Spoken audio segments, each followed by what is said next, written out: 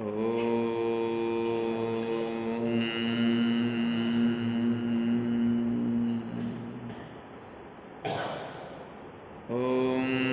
పూర్ణమదః పూర్ణమిదం పూర్ణాత్ పూర్ణముదచ్యతే పూర్ణస్య పూర్ణమాదాయ పూర్ణమేవావశిష్యతే.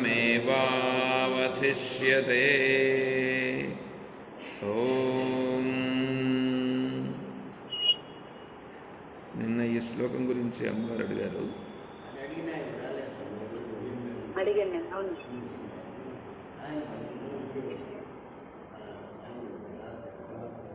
ఇక్కడున్నారు, ఆడ కూర్చొని లేరు, ఇక్కడున్నారు, ఆన్లైన్లో ఉన్నారు. పూర్ణం అధః పూర్ణం ఇదం. ఇదం ఇదం అంటే ఇది. మనము ఇక్కడ అక్కడ అంటాం కదా. ఇక్కడ ఇక్కడ అంటే ఇక్కడ ఏడుండేది, అక్కడ అంటే అది అక్కడుండేది. ఇప్పుడు శాస్త్రం ఏం చేస్తుందంటే ఇదం దీన్ని చెప్తా ఉంది, అదం అది దానిని చెప్తా ఉంది. ఇప్పుడు చూడండి, అది అదంటే నీకు తెలియబడుతూ ఉన్నది ఏదో అది. నీకు ఏదైతే తెలియబడుతూ ఉందో ఇదంతా ఉందే, ఇది అధః శబ్దం చెప్తా ఉంది. అది తర్వాత ఇది, ఇది ఏమి అది ఏమి అనేటువంటిది ఇప్పుడు ఇక్కడ కావాలి. ఇది అంటే ఇది ఇప్పుడు ఇక్కడ ఉండేది ఈ శరీరం. ఈ శరీరం ఈ శరీరం ఉందిగా, ఈ శరీరం ఎక్కడి నుంచి వచ్చింది, ఎవరిచ్చినారు, ఎందుకు ఇచ్చినారు, ఏమన్నా తెలుసా మీకు?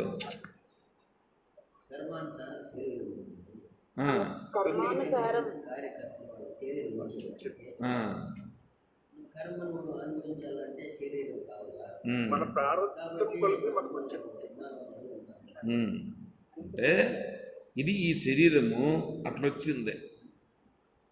సరే, ఇదంతా ఏంది? ఇది ఈ ప్రకృతి. ఈ ప్రకృతి ఎందుకు వచ్చింది, ఎలా వచ్చింది, ఎవరు పెట్టారు?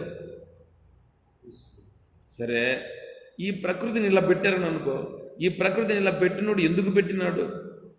ఆ ప్రకృతిలోకి ఈ శరీరాన్ని ఎందుకు పంపించినాడు?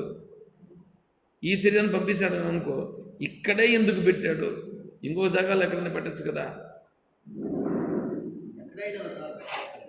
ఎక్కడైనా ఒక జాగాలో పెట్టాలి, కరెక్ట్ కాదని చెప్పట్లేదు. కరెక్టే కరెక్టే నువ్వెందుకు కుప్పంలోనే ఉండాల్సి వచ్చింది? కొలమాసం పనిలో ఉండొచ్చు కదా.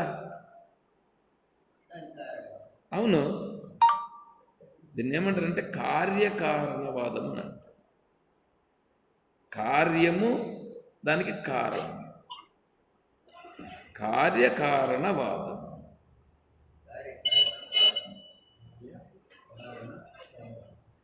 అవును, అంటే ఏదైనా ఒక కార్యం జరిగిందంటే దానికి వెనకాల ఒక కారణం ఉంటుంది. కారణం లేకుండానే ఏ కార్యము జరగదు, ఏ కార్యము జరగదు.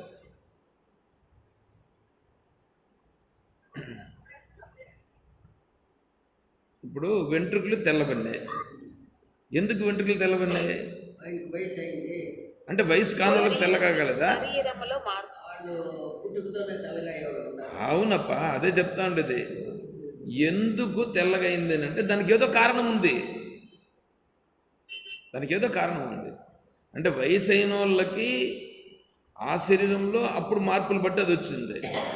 వయసులోనే వచ్చింది అంటే ఆ శరీరంలో దానికి సంబంధించినటువంటిది నల్లగా ఉండేటువంటి దానిని లేనట్లుగా ఇది శరీరంలో తక్కువ ఉంది. మెలనిన్ అనేటువంటిది తక్కువ ఉంది. మెలనిన్ నీకు వినిపించకపోతే నేను ఏం చేసేదమ్మా? శరీరంలో కానొక రసాయనిక పదార్థం తక్కువ ఉంది, మెలనిన్. అట్లా ఒకటి తక్కువైనప్పుడు దానికి సంబంధించినటువంటిది తగ్గిపోతుంది. ఇప్పుడు బీపీ వచ్చింది, ఎందుకు వచ్చింది బీపీ? కొవ్వు పెరిగి ఉంటుంది శరీరంలో, రక్తంలో ప్రసరించేటువంటి ఆ కొవ్వు పదార్థాలు ఎక్కువై ఉంటాయి. దానికి మధ్యలో ఆటంకాలు ఏర్పడుతూ ఉంటాయి రక్తనాళాల్లో. దానివల్ల నీకు హార్ట్ పంప్ చేయడం అనేటువంటిది ఎక్కువ చేయాల్సి వస్తుంది. అందువల్ల బీపీ వచ్చింది. వీడు తినే ఆహార పదార్థాలను బట్టి అక్కడ బీపీ వస్తుంది. అంటే వీడు తినే ఆహార పదార్థాల్లో సక్రమైన పదార్థాలు తీసుకుంటే బీపీ రాదు. అంటే ఈ కారణం వల్ల ఆ కార్యం జరిగిందిగా.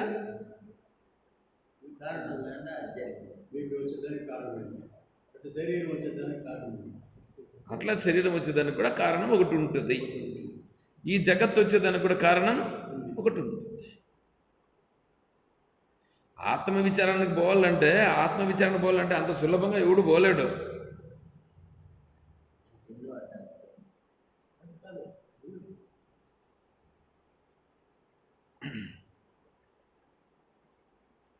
ఏమన్నాడు? దుర్లభం త్రయవేదితం నువ్వు దగ్గర కూర్చోసాము, ఏడు కూర్చో, నేను గట్టిగా అరలేను. నువ్వు లెయ్యప్ప, నువ్వు లేచి నా దగ్గర వచ్చి కూర్చో. ఎందుకంటే నేను అరలేను, నాకు నొప్పి వచ్చేస్తుంది, నోరు నొప్పి. మళ్ళీ నాకు సాయంకాలం క్లాస్ ఉంటుంది, నోరు ఇదైపోయిందని అనుకో, మళ్ళీ నేను కష్టం కదా నాకే.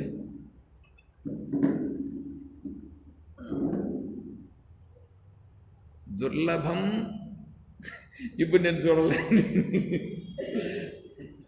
దుర్లభం త్రయవేదితం దైవానుగ్రహ హేతుకం. మానవత్వం, ముముక్షుత్వం, మహాపురుష సంశ్రయ. ఈ మూడు ఏంటంటివి? మానవత్వం, మానవుడుగా పుట్టుట, మానవుడిగా పుట్టిన తర్వాత ముముక్షత్వం, మోక్షము కావాలని కోరుకొనుట, తర్వాత మహాపురుష సంశ్రయ, మహాపురుషత్వమును పొందుట. ఇవి మూడు చాలా కష్టం, బహు కష్టం. అట్లాంటి దాంట్లో మానవ జన్మ ఇప్పుడు పొందినాం. మానవ జన్మ పొందినప్పుడు ఏం చేయాలంటే ముముక్షత్వమును గురించి ఇంకా కోరుకునేదానికి ప్రయత్నం చేయాలి. ఆ ముముక్షత్వం కోసం కోరుకోవడం అనేటప్పుడు వీటినన్నింటినీ చూడాల్సి వస్తుంది. ఇప్పుడేంటివి? మన మనస్సులో బయట ఉండేటువంటి విషయములు ఉన్నవి. ఈ బయట ఉండే విషయముల వైపు మన మనస్సు ఆకర్షింపబడుచున్నది. ఈ బయట ఉండే విషయాల వైపు ఆకర్షింపబడి ఆ విషయములతో సంబంధపడి అవి కావాలని వాటితో సంబంధం పెట్టుకుంటూ ఉన్నది. అందువల్ల మన జీవితం అంతా ఏమైపోతుంది? ఆ విషయాలతో పొందుట కొరకు ఆ విషయాలతో సంబంధపడి దానిలో మునిగిపోతూ ఉన్నది. అందువలన వీడు ఎంతసేపు దాంట్లో పడిపోతున్నాడు. దాంట్లో భోగాలు అనుభవించాలని దాంట్లో పడిపోవడము, ఇది సంపాదించాలి, ఇది నేను చేయాలని కర్తనైపోవడము. ఇట్లా కర్త, అట్లా భోక్త రెండు అయిపోయి ఈ ప్రపంచంలో మునిగిపోతున్నాడు. ఈ ప్రపంచంలో, ఈ జగత్తులో మునిగిపోయి అనేక జన్మలెత్తేదానికి కారణమైపోతున్నాడు. ముముక్షత్వం అనేటువంటిది వాడికి రాదు. ధర్మ, అర్థ, కామ, మోక్ష ఇవి పురుషార్థములని చెప్పడం జరిగింది. ధర్మార్థ కామ మోక్షములు. దీంట్లో ధర్మానికి ప్రాధాన్యం లేదు, అర్థకామాలకు ప్రాధాన్యం ఉంది, మోక్షానికి ప్రాధాన్యం అసలే లేదు. చూడండి, ధర్మ, అర్థ, కామ, మోక్ష. ఏమండి, అర్థకామాలు ఎక్కడ పెట్టినారు? మధ్యలో పెట్టినారు. ధర్మము మోక్షము ఇటువైపు అటువైపు పెట్టినారు. ధర్మార్థ కామ మోక్ష ఫల పురుషార్థ సిద్ధ్యర్థం అని చెప్తాం సంకల్పంలో. ధర్మ, అర్థ, కామ, మోక్ష అంటే ఇప్పుడు మన ప్రపంచంలో ఉన్నటువంటి వాళ్ళ ఉద్దేశ్యం అంతా ఎట్లా ఉంది? అర్థకామాలకు ప్రాధాన్యం ఉంది. అర్థం అంటే ధనం, కామం అంటే భోగం. కామం అంటే కోరిక, అర్థం అంటే ధనం. భోగాలు అనుభవించాలంటే ఏముండాలా? ధనం ఉండాలా. కాబట్టి ధనాన్ని సంపాదిస్తే అర్థం అంటే డబ్బు. ఈ అర్థాన్ని మనం కోరుకుంటే, అర్థం మన దగ్గర ఉంటే భోగాలను అనుభవించవచ్చు. భోగాలను అనుభవించేదానికి డబ్బు కావాలి. ఆ డబ్బు కోసము ప్రపంచంలోకి పోవాలి, ప్రపంచంలోకి సంపాదించాలి. ఇవి రెండింటికి ప్రాధాన్యం వచ్చేసింది. ఈ మిగతా రెండు ఉన్నాయే, ఈ కాంపౌండ్ వాల్ ఉందే, కాంపౌండ్ వాల్ ఏమిటి? ధర్మ, మోక్ష. ఈ కాంపౌండ్ వాల్ లేదు ఇప్పుడు. కాంపౌండ్ వాల్ అనేటువంటిది దాని గురించి అసలు పట్టించుకోవట్లే. పట్టించుకోకుండా ఈ రెండింటి కోసమే వీడు ప్రయత్నం చేస్తున్నాడు. ఈ రెండింటికే ప్రయత్నం చేస్తున్నాడు. ఇలా ప్రయత్నం చేసేటువంటి వాడు ఈ రెండింటిని పట్టించుకోవాలంటే, అంటే కాంపౌండ్ వాల్గా ఉండే ధర్మము, మోక్షము రెండింటిని పట్టించుకోవాలంటే వాడికి పుణ్య సంస్కారం ఉంటే వాడు ఆ రెండింటిని పట్టించుకుంటాడు, లేకపోతే వాటిని పట్టించుకోడు. ఎంతసేపు ధనాన్ని సంపాదించడము, భోగాలను అనుభవించడంలోనే ఉంటాడు. ఏదైనా కొద్దిగా కప్పినా కొద్దిగానైనా పుణ్య సంస్కారం ఉంటే వాడు ఇప్పుడు ఏం చేస్తాడంటే ధర్మ, ఏదైనా మాటలు వచ్చినప్పుడు మాట వరుసకు ఇది ధర్మం కాదయ్యా అని అంటాడు.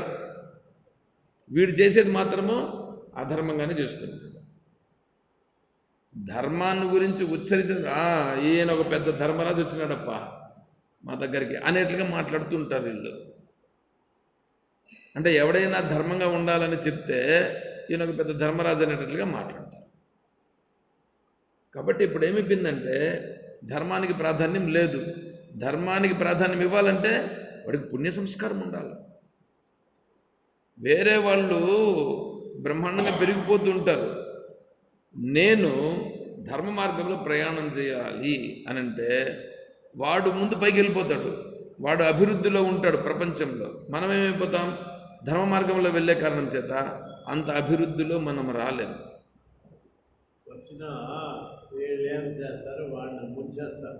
ఖచ్చితంగా ముంచేస్తారు. కాబట్టి ఏమవుతుంది? వాడు ఈ ప్రపంచంలో నేను ముందుకు పోవాలనంటే ధర్మం అనేటువంటి దాన్ని పట్టుకుంటే నేను ముందుకు వెళ్ళలేను అని ఉంటాడు. అందువల్ల ఏం చేస్తానంటే నేను ప్రపంచంలో పోవాలండి, ఇదొక ప్రవాహము, ఈ ప్రపంచంలో పోవాలంటే నేను కూడా ఇదే మార్గంలో ఉండాలి అని వీడు కూడా ఇప్పుడు పోతుంటాడు. అందుకే హనుమంతుడు సంజీవిని తెచ్చేదానికి వెళ్ళాడు. సంజీవిని తెచ్చేదానికి వెళ్ళినప్పుడు సంజీవిని చూశాడు ఇంతకు ముందు ఎప్పుడన్నా ఆయన హనుమంతుడు చూడలేదు. అప్పుడు ఆ వైద్యుని అడుగుతాడు సంజీవిని గుర్తించడం ఎట్లాగా. సంజీవిని గుర్తించడం ఎట్లానంటే దానికి ఆయన కొన్ని లక్షణాలు చెప్తాడు. ఆ లక్షణాలు ఏంటంటే అన్నీ ఒక మార్గంలో పోతూ ఉంటే ఇది ఇంకొక మార్గంలో పోతుంది, దానికి ఆపోజిట్గా పోతుంది ఇది. ఏది? సంజీవిని. అంటే ప్రవాహంలో వేసినామని అనుకోండి, కాలువ పోతూ ఉంటుందని అనుకో, కాలువని వ్యతిరేకంగా పోతుంది. అవును, కాలువలో వేసినామని అనుకోండి, కాలువ అంతా ఇట్లా కొట్టుకొని పోతా ఉంటుంది కదా, అప్పుడు ఈ కాలువలు ఇట్లా కొట్టుకొని పోతా ఉంటాయి అన్నీ. అదే సంజీవిని కొల్లేస్తే ఇది కాలువకి ఎదురుగా ముందుకు పోతుంది, ఎదురీత. ఆ సంజీవిని ఇప్పుడు మిగతా వాడితో ఇక్కడ లక్ష్మణ స్వామిని బ్రతికించేదవుతుందా, సంజీవినితో బ్రతికించగవుతుందా? సంజీవినితో బ్రతికించదనుకుంటుంది. ఆ సంజీవిని దొరకడం కష్టము, అది హిమాలయ పర్వతాల్లో ఉంది, అది గంధర్వుల అధీనంలో ఉంది. ఆ సంజీవిని ఉదయం లోపల తేగలిగితే వీరిని బ్రతికించవచ్చునని చెప్తాడు. అప్పుడు హనుమంతుడు నేను తెస్తానని పోతాడు. ఆయన వెతుకుతాడు, మళ్ళీ లాస్ట్కి కొండనెత్తి ఏదో తీసుకొని వస్తాడని అనుకోండి. ఎందుకు చెప్తున్నానంటే, అంటే ప్రపంచమంతా ఒక మార్గంలో పోతూ ఉంటే ఆ మార్గంలోనే వీడు ప్రయాణం చేయడు. ఎవరు ధర్మంగా ఉండేటువంటి వాడు వాళ్ళ గురించి పట్టించుకోడు. ఇప్పుడు ఈ ప్రపంచమంతా ఎట్లు పోతా ఉంది, నేను కూడా అట్లాగే పోవాలని అనుకోడు. ఎందుకంటే వీళ్ళందరూ పోతున్నది అధర్మ మార్గం. ఈ అధర్మం ఏం చేస్తుందంటే వీడిని ఏదో ఒక విధంగా బంధించి వేసి వాణ్ణి అనేక జన్మలు ఎత్తేదానికి కారణమవుతుంది. నేను ఇంతవరకు అనుభవిస్తానేటువంటి కర్మలు చాలు, నేను ధర్మంగా ఉంటాను, నేను ధర్మంగా ఉండాలి, ధర్మంగా ఉంటాను అనేటువంటి భావన వీడికి వస్తుంది. అంత రావాలంటే ప్రపంచమంతా ఇప్పుడు ఒక మార్గంలో పోతే వీడు ఒక మార్గంలో పోతాడు. చూడండి ఎంత ధైర్యం కావాలి ఈ మార్గంలోకి రావాలంటే. అట్లా ధర్మ మార్గానికి వస్తాడు. ధర్మ మార్గానికి వచ్చి ఇప్పుడు ధనాన్ని సంపాదించాలంటే ధర్మబద్ధంగా సంపాదిస్తాడు, అధర్మంగా సంపాదిస్తే ఇప్పుడు నేను పెరగచ్చు, కానీ నేను అనేక జన్మలు ఎత్తేదానికి కారణమైపోతాను. అనేక జన్మలు, ఎందుకంటే జన్మ వచ్చింది అంటే దుఃఖమే. జన్మ దుఃఖం, జరా దుఃఖం, జాయా దుఃఖం, పునః పునః. చూడండి ఎట్లా ఉంది జన్మ దుఃఖం. ఇప్పుడు మనం పిల్లవాడు పుట్టినాడు అంటే మనం ఏం చేస్తాం? సంతోషపడతాం. పిల్లవాడు పుడతానే ఏం చేస్తాడండి? ఏడుస్తాడు. ఎందుకు ఏడుస్తాడు?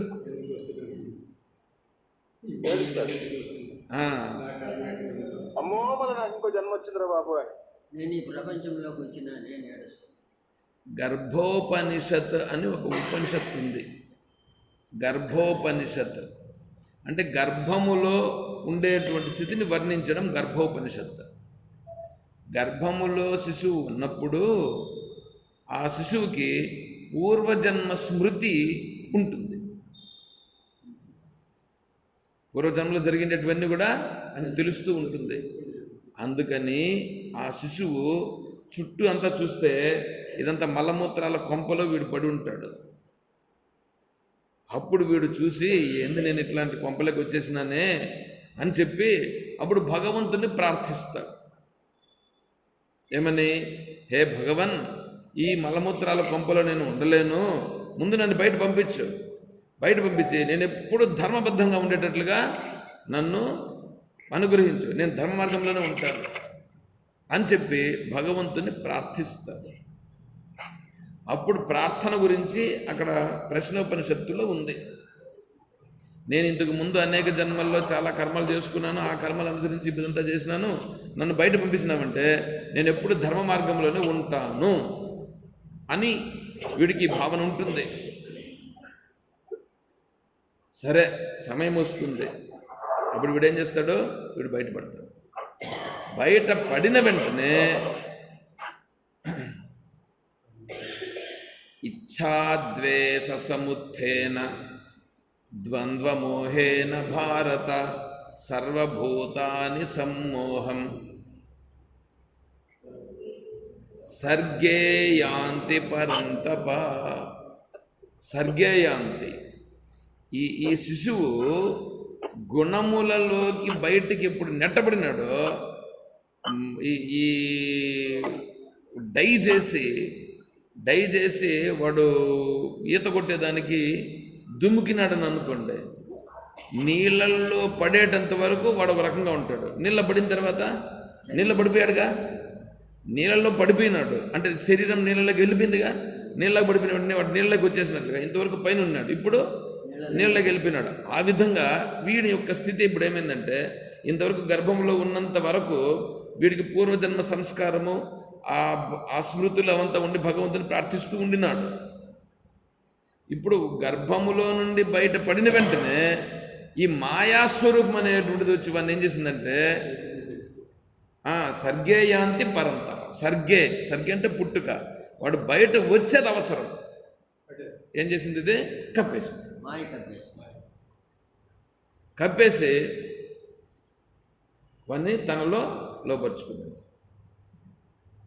ఇప్పుడు ఈ పిల్లోనికి ఏమైపోయిందంటే, వాడికి అయోమయం అయిపోయింది. ఇప్పుడు ఇంతవరకు ఎట్లున్నాను, ఇప్పుడేంది ఇది? వెంటనే ఆ స్మృతి పోయింది. ఆ స్మృతి పోయిన వెంటనే ఇప్పుడు క్యారమని ఏడుస్తాడు. వాడేమో క్యారమని ఏడిచినాడు. ఇప్పుడు చుట్టూ ఉండే వాళ్ళు ఏం చేస్తారు? వీడు పుట్టినాడు, బిడ్డ పుట్టినాడు అని చెప్పి వీళ్ళు నవ్వుతారు. వాడు ఏడుస్తాడు. వాడు ఎందుకు ఏడిచినాడు వీడికి తెలిస్తే కదా. వాడికి ఎందుకు ఏడిచినాడో తెలిసేదానికి వీడేమన్నా కొంచెం కాకపోయినా కొంచెమైనా అధ్యయనం చేస్తుంటే తెలుస్తుంది. చూడండి ఎట్లా ఉందో పరిస్థితి. అదిగా గేట్ చెకింగ్ ఒక కారణం.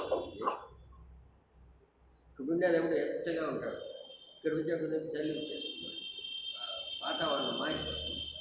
అదే కదా ప్రకృతిలోకి రావడం అంటే. ఇంకేంటి ఇంకొకటి ఏముండదు చెప్పు. భగవద్గీతను మించి ఇంకోటి ఏమన్నా ఏదో చెప్పు. నాకు తెలిసింది, నీకు తెలిసింది అది చెప్పేసినాం కదా, నేను చెప్పినాను కదా. మరి దానిని నువ్వు ఇంకొంచెం బాగా వివరించుకో. ఇచ్ఛా ద్వేష సముత్థేన. ఇచ్ఛ కావాలా, ద్వేషం అది వద్దు. ఈ ప్రకృతి అనేది చల్లిని వచ్చేసింది కదా, చలొద్దు అని అంటున్నాడు కదా వీడు. అదే దాన్ని చెప్తున్నాడు కదా, నేను ఇంతవరకు బాగుండినాను ఇప్పుడు లేనని అంటున్నాడు కదా. ఇవన్నీ ఇప్పుడు ఏం చేసినాయి, ఇవన్నీ ఆవరించేసి లోపరుచుకున్నాయి. కాబట్టి వీడేమైపోయినాడు, ప్రకృతికి లోబడిపోయినాడు. ఈ ప్రకృతికి లోబడిపోయి వీడు ధర్మమా అధర్మమా ఏందో తెలియదు వీడికి. ఇప్పుడు ధర్మబద్ధంగా వ్యవహారం చేయాలంటే ఎంత బుద్ధి పరిపక్వత రావాల. అందుకని బుద్ధి పరిపక్వత ఒకనొకనికి ఎవడికో వస్తుంది. ఏమంటే దేవుని అనుగ్రహం అని అంటే వాడి కర్మలో ఉంటే ఇస్తాడు దేవుడు.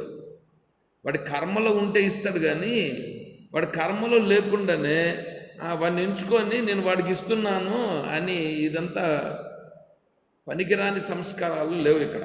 భగవద్గీతలో అలా చెప్పుట లేదు. బ్లఫింగ్ లేదు ఇక్కడంతా. వచ్చి బ్లఫింగ్ చేసి మాకంతా భగవంతుడు వాడిని మాత్రం ఎంచుకున్నాడు, పాపం వాడికి మాత్రము జ్ఞానాన్ని ప్రసాదించినాడు అంటే భగవంతుడు ఏమన్నా పార్షియాలిటీనా? బ్రాహ్మణుని మాత్రం ఆశీర్వదిస్తాడు, బ్రాహ్మణుడు కాని వాళ్ళను ఆశీర్వదించడం అంటే ఇదేంది? ఇది పార్షియాలిటీ. భగవంతునికి ఆ పార్షియాలిటీ లేదు. అసలు బ్రాహ్మణ మరి మిగతా ఈ క్యాస్ట్లన్నీ సృష్టిలో పుట్టలేదు కదా సార్, అది మనంగా క్రియేట్ చేస్తాం. అది నెక్స్ట్ మండే, నెక్స్ట్ సండే కాక నెక్స్ట్ సండేకి అది టాపిక్ ఇస్తాను.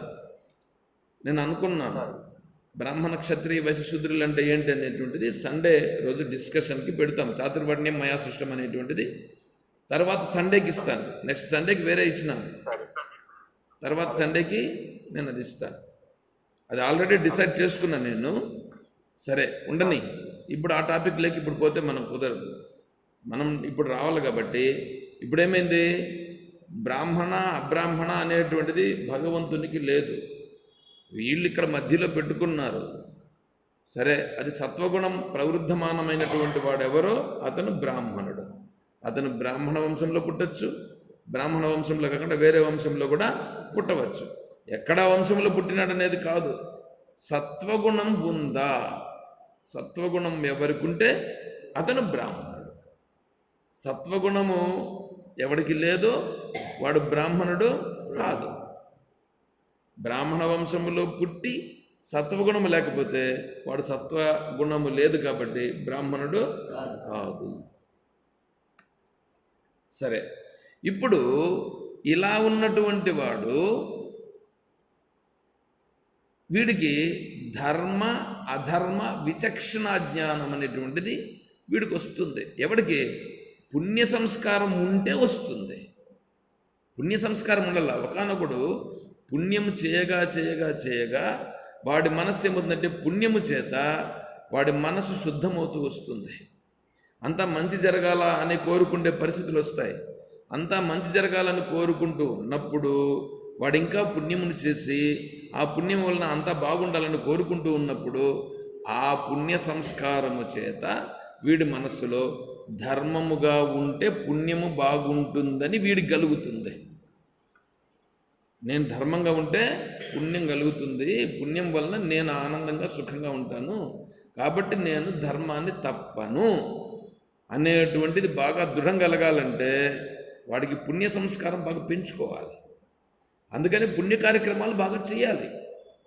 పుణ్య కార్యక్రమాలు ఎంత బాగా చేస్తే వాడికి అప్పుడు ఏమవుతుంది? ఆ పుణ్య సంస్కారం పెరిగి ఆ పుణ్య సంస్కార బలము చేత ఇలా ధర్మ విషయాలను వినేటువంటి అవకాశం వస్తుంది. ఆ ధర్మ విషయాలను విని వాడప్పుడు గ్రహించే సామర్థ్యం వాడికి వస్తుంది. అప్పుడు ఆ మనస్సుకి కొద్దిగా పడుతుంది. అలా పుణ్య సంస్కారం పెరిగి పెరిగి పెరిగి పెరిగి పెరిగి పెరిగి స్వర్గలోకాన్ని పొందుతాడు. స్వర్గలోకం నుంచి ఇంకా పుణ్యం పెరిగి విష్ణులోకాన్ని పొందుతాడు. ఇంకా పెరిగి కైలాసం పొందుతాడు. చూడండి, ఇంకా పెరిగి హిరణ్య గర్భలోకమును పొందుతాడు. హిరణ్య గర్భలోకం. ఈ హిరణ్య గర్భలోకమును పొందిన తరువాత ఇంకా వేరే ఏమైనా లోకం ఉందా అని ఇప్పుడు వెతుకుతాడు. ఆత్మలోకం ఒకటి ఉంది.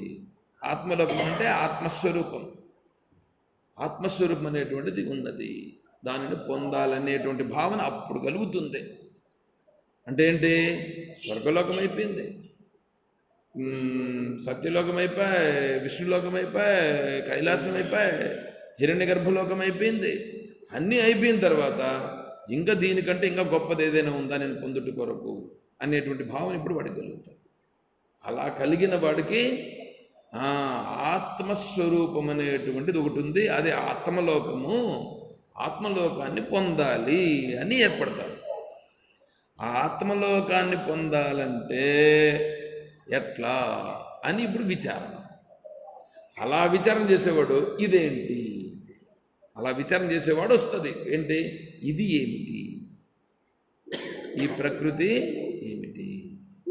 ఈ శరీరము ఏమిటి? చూడండి ఎక్కడికి వచ్చిందో విచారణ. వాడికి వస్తుంది ఇది, వాడికి కలిగి ఇప్పుడు ఇది ఏమిటి? పూర్ణమదః. భగవంతుడు చెప్తున్నాడు ఇప్పుడు శాంతి మంత్రం. పూర్ణం. నాయనా, ఇంతవరకు నువ్వేమనుకున్నావు? అదొకటి ఉందని, నువ్వొకటి ఉండదని నువ్వు అనుకుంటున్నావు కదా. పూర్ణం. పూర్ణం. పూర్ణం అనంటే పూరించినటువంటిది. దేనితో పూరించబడిందో దానిని పూర్ణం అని అంటారు. పూర్ణం అంటే మామూలుగా మనం చేస్తాం చూడండి, సుబీలకు చేస్తారే, దానికి పూర్ణం అని పేరు. ఆ పూర్ణం కాదు ఏడు పూర్ణం అంటే. పూర్ణత్వాత్ పూర్ణం, పూరయిత్వాత్ పూర్ణం. ఇప్పుడు సున్నా, సున్నకు విలువ ఎక్కువ, ఒకటికి విలువ ఎక్కువ? సున్నకు విలువ ఎక్కువ, ఒకటికి కాదు. సున్నకు విలువ ఎక్కువ. మనం లోకంలో చూసేదానికి ఒకటికి విలువ, 1, 2, 3 అని విలువ ఎక్కువ. సరే, ఇంకోటి చెప్తానండి. ఒకటి ఉంది, ఒకటి పక్కలో సున్నా పెట్టండి, పెరుగుతూ పెరుగుతూ పోతుంది, పెరుగుతూ పోతుంది. సున్నకి ఇప్పుడు విలువ ఏమైంది? పెరిగిపోయింది. కాబట్టి సున్నా అనేటువంటిది పూర్ణం. సున్నా పూర్ణం. అన్నింటికంటే విలువ గొప్పది సున్నా. కానీ మనోళ్ళు ఏమనుకుంటారు, సున్నకు విలువ లేదు. నేర్పించేది మొదట సున్నకు విలువ లేదు అని చెప్తారు. కానీ దానికి పూజ్యం అని పేరు. సున్నకు పూజ్యం పూజ్యం అంటారా? అంటారు. సున్నకు పూజ్యం, పూర్ణం, పూర్ణము పూజ్యం, పూజింపదగినది. అది సున్న. సున్న అంటే పూర్ణము అని అర్థం. నిండుకు నిండి ఉన్నది. ఆ నిండి ఉన్న తత్వం, నిండి ఉన్నది ఏమిటి? అర్థమవుతుందా? దీన్ని ఇంక వివరిస్తే ఎక్కువ అవుతుంది. నేను ఇక్కడికి కంక్లూడ్ చేస్తాను. పూర్ణమదః, ఈ జగత్ అనేటువంటిది ఏదుందో ఇదంతా కూడా పంచమహాభూతముల చేత పూర్ణముగా ఉన్నది. ఓమిత్యేదక్షరమిదం సర్వం, ఓమిత్యేదక్షరమిదం సర్వం తస్యోపవ్యాఖ్యానం భూతం భవత్ భవిష్యతి సర్వం ఓంకార ఏవ. యచ్ఛాన్యత్రికాలాతీతం తదప్యోంకారమేవ. సర్వం హేతద్ బ్రహ్మ, సర్వం హేతత్ బ్రహ్మ. చూడండి ఎట్లా ఉంది. సర్వం హేతద్ బ్రహ్మ, సర్వము బ్రహ్మ. ఆ సర్వమునకు శాస్త్రం ఏం చెప్పిందంటే, ఇప్పుడు నేను చెప్పాను కదా మంత్రము, ఓం ఇతి ఏతత్, ఏతత్ ఏదైతే ఉన్నదో, ఇదం సర్వం, ఇదం సర్వం, ఇది నీకు తెలియబడుచున్నటువంటిది ఏదుందో ఈ సర్వము ఓం అనే శబ్దము చేత చెప్పబడుచున్నది. అది ఓం అనే శబ్దం చేత ఎందుకు చెప్పబడింది అంటే, సృష్టి ఆదిలో ఈ ఓం అనేటువంటి శబ్దం అనేటువంటిది వినిపించింది బ్రహ్మగారికి.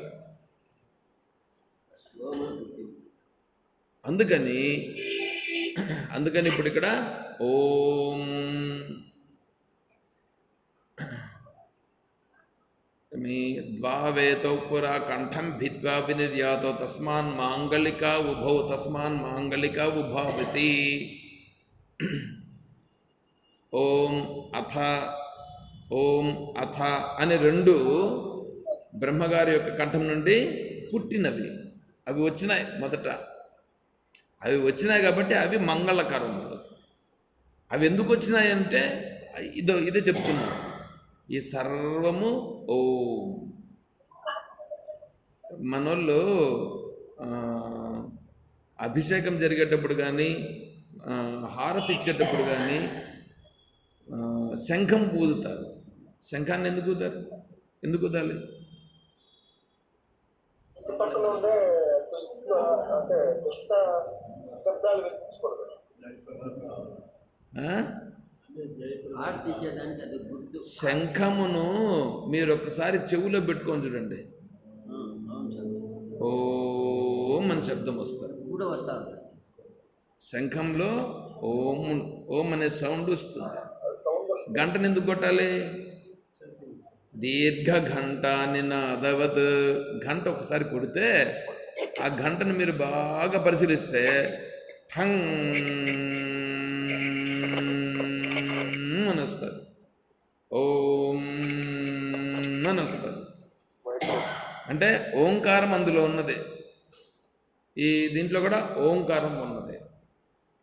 ఇవన్నీ ఓంకారానికి సంబంధించినటువంటి. నువ్వు ఏది చూసినా ఓం ఉంది.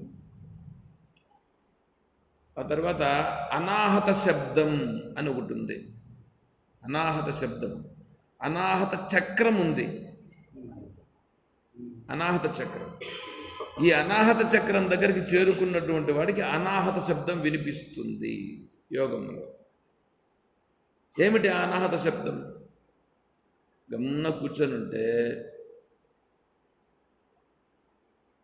వీడికి ఓం అనేటువంటి శబ్దం వీడికి ఆటోమేటిక్గా వస్తూ ఉంటుంది. వీడికి వీళ్ళు కలిగేటువంటి సౌండ్ ఓం అని వినిపిస్తుంది.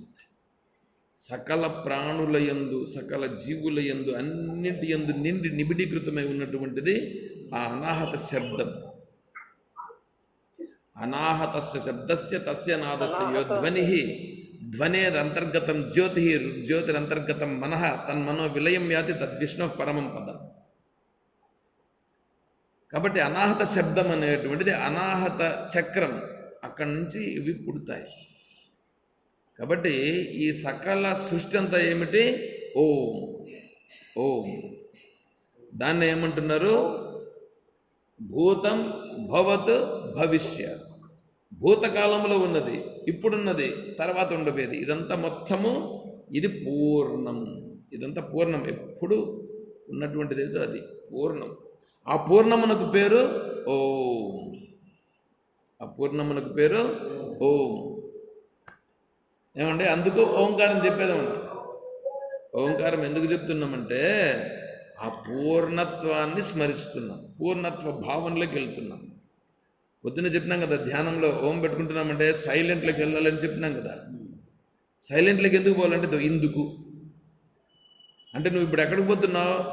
ఈ సర్వత్వము సర్వస్వం ఏదుందో ఆ సర్వస్వాన్ని పట్టుకొని ఆ సర్వస్వ స్వరూపములోనికి నువ్వు వెళుతున్నావన్నమాట. అందుకోసం ఓంకారాన్ని పట్టుకొని ఓంకారం ద్వారా నువ్వు అక్కడికి వెళ్తున్నావు. కాబట్టి పూర్ణం, ఇదంతా పూర్ణం, బాగానే ఉంది. మరి ఇదేంటి? పూర్ణమదః అని అన్నావు కదా, ఇదేమిటంటే పూర్ణం ఇదం. ఇది కూడా పూర్ణమే, ఎందుకంటే అందులో ఉండేదంతా ఇందులో ఉన్నది. అందులో ఉండేదంతా ఇందులో ఉన్నది. గోధుమ పిండిలో ఉండేదంతా చపాతీలో ఉంది, చపాతీలో ఉండేదంతా గోధుమ పిండిలో ఉంది. అంటే అది వేరే ఇది వేరా? మరి చపాతీ ఇట్లుందే అంటే ఇది ఇట్లా కనిపిస్తూ ఉంది అంతే. ఇది అది అదే ఇది. ఇప్పుడు దాన్ని ఏమంటున్నారు? పూర్ణమదః పూర్ణమిదం పూర్ణాత్ పూర్ణముదచ్యతే. దాంట్లో నుంచి ఇది వచ్చింది, పూర్ణంలో నుంచినే ఇది వచ్చింది. పూర్ణస్య పూర్ణమాదాయ. పోనీ దాంట్లోకి ఇది పోయి కలిసిపోయిందని అనుకో, ఆదాయం అంటే కలిసిందని అనుకో, పెరుగుతుందా? పెరుగుతుందా అంటే లేదు, అంతే ఉంటుంది. పోనీ దాంట్లో నుంచి ఒకటి తీసేసిందని అనుకో, అదేమైనా తగ్గుతుందా? అది తగ్గదు. మామూలుగా నువ్వు ఎక్కడన్నా చూసుకో, ఏదన్నా తీసుకో, ఒక దాంట్లోకి ఒక దాన్ని వేస్తే 10 మూటలు ఉన్నాయి, ఇంకొక మూట వేసినాం, ఏమవుతుంది? 11 మూటలు అయినాయి, పెరిగినాయి. 10 మూటల నుంచి ఒక మూట తీసేసినాం, ఏమవుతుంది? తగ్గుతుంది. పుణ్యం సంపాదించుకున్నావు, పుణ్యముతో నీకు చెక్ ఇచ్చేస్తారు. ఏం చెక్? నువ్వు స్వర్గలోకంలో 10 సంవత్సరముల పాటు నువ్వు స్వర్గలోకంలో ఉండవచ్చు, చెక్ ఇచ్చినారు. ఈరోజు పోయినావు జాయిన్ అయినావు, ఈరోజు అయిపోయింది. 10 సంవత్సరాల్లో ఒకరోజు ఏమైంది? తగ్గిపోయింది ఒకరోజు. ఇది అట్లా కాదు, ఇది అలా తగ్గేది కాదు, అలా పెరిగేది కాదు. ఎందుకు చెప్తున్నాడు ఇక్కడ? పూర్ణములో నుంచి పూర్ణము వచ్చింది. ఇప్పుడు పూర్ణంలో నుంచి పూర్ణం వచ్చింది, అందుకనేసి అక్కడేమన్నా తగ్గిందా? లేదు. మళ్ళీ ఇది పోయి దాంట్లో కలిసిపోతుంది, అప్పుడేమన్నా పెరిగిపోతుందా? లేదు. సముద్రంలోకి నీళ్ళన్నీ పోయి కలుస్తూ ఉంటాయి, సముద్రం ఏమన్నా పొంగిపోతుందా? సముద్రం పొంగదు. సముద్రంలో నుంచి నీళ్ళు వర్షానికి వచ్చేస్తాయి, అప్పుడేమన్నా తగ్గిపోతుందా? ఇప్పుడు తగ్గదు. అదేవిధంగానే ఇక్కడ దీన్ని ఇంకా బాగా వివరంగా పోవాల్సి వస్తుంది. ప్రస్తుతానికి ఇది చాలు. ఇప్పుడు వీడు తెలుసుకుంటున్నాడు ఏమిటంటే ఈ జగత్తు ఈ శరీరము వేరు వేరు అని వీడు అనుకుంటున్నాడు. ఈ జగత్తు వేరు, ఈ శరీరము వేరు అని అనుకుంటున్నాడు. కాదు నాయన, ఈ జగత్తే ఈ శరీరము, ఈ శరీరమే ఈ జగత్తు. నేను వాళ్ళకంటే వేరుగా ఉన్నాను కదా అని నువ్వు అనుకుంటున్నావు. నువ్వు వేరు, నేను వేరు కదా. నీ శరీరం వేరు, నా శరీరం వేరు కదా, వేరు కదా. కానీ యో మాం పశ్యతి సర్వత్ర సర్వంచ మయి పశ్యతి అన్నాడా? సర్వభూతస్థితం యో మాం భజత్యేకత్వమాశ్రితః సర్వథా వర్తమానోపి ఏవం వేత్తి పురుషం ప్రకృతిం చ గుణైః సహ సర్వథా వర్తమానోపి. ఇవన్నీ వస్తాయి. సర్వభూతస్థితం, సర్వభూతముల యందు ఉన్నటువంటిది నేనే. నేనే అన్నింటి యందు ఉన్నది అని ఎవడికి తెలిసిందో అంటాడు. అంటే ఇప్పుడు ఏంటి, అంతటా ఉన్నటువంటిది ఏదో అది ఒకటే, అదే నిజమైనటువంటిది అని తెలుసుకోవాలి. అలా తెలుసుకున్నటువంటి వాడు ఇప్పుడు ఆత్మలోకానికి వెళ్ళడానికి వాడికి యోగ్యత వస్తుంది. వాడికి ఏం చేస్తారంటే విరజ అనే హోమం ఒకటి చేసి పంపిస్తారు. విరజా హోమం అని చేస్తారు. ఎవరు చేస్తారు సార్? అది ఎవరు పురోహితులు చేస్తారు. అక్కడ స్వర్గంలో విరజా హోమం అనేటువంటిది అంటే అది చాలా ప్రకాశవంతమైనటువంటి లోకము. ఆ లోకానికి వెళ్ళడం కోసము ఈ హోమంతో వీడికి ఉండేటివన్నీ కూడా ఇక్కడ వీడు విడిచిపెట్టేసి వీడు ఆ లోకమునకు పోయేదానికి నేను సంసిద్ధత అయినాను అని వీడు శపథము చేస్తాడన్నమాట. అక్కడ సన్యాస స్వీకారం చేసేటప్పుడు విరజా హోమం అని చేస్తారు. దానికి చెప్పడం జరిగింది, సర్వం సన్యస్తమయా అని అన్నింటినీ విడిచిపెట్టేస్తాడు.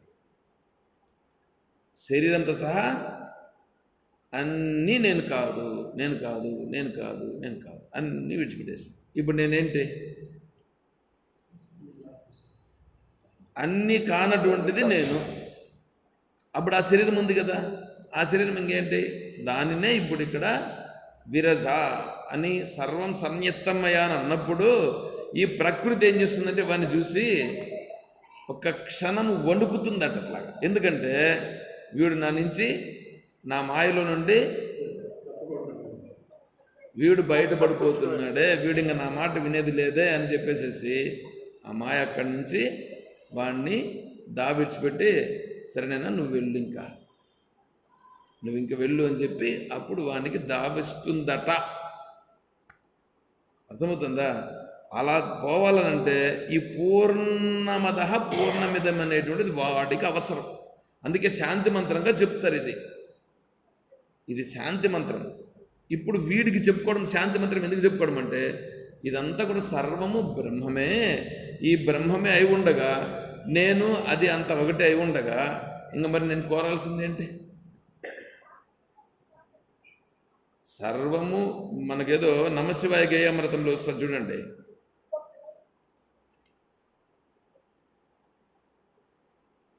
ఆదియు మధ్యము నంతము తెలియని ఆనందామృత తత్వమయ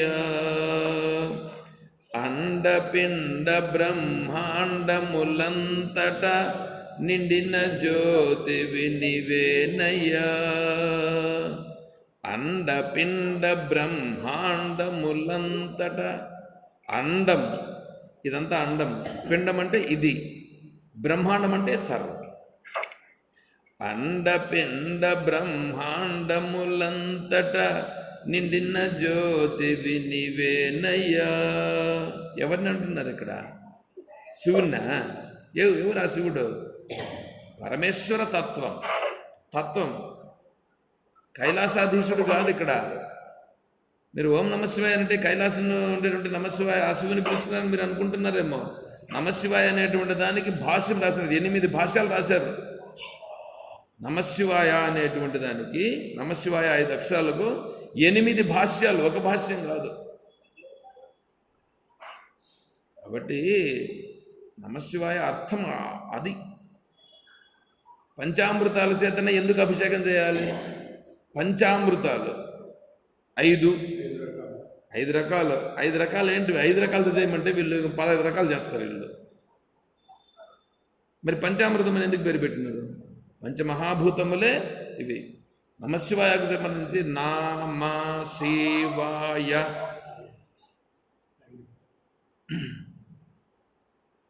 దీనికి నమశివాయకు సంబంధించి ఒక్కొక్క అక్షరానికి ఒక్కొక్క శ్లోకంతో చెప్పి వివరాలన్నీ ఉన్నాయి. కాబట్టి ఈ పంచమహాభూతముల తత్వమే నమశివాయ.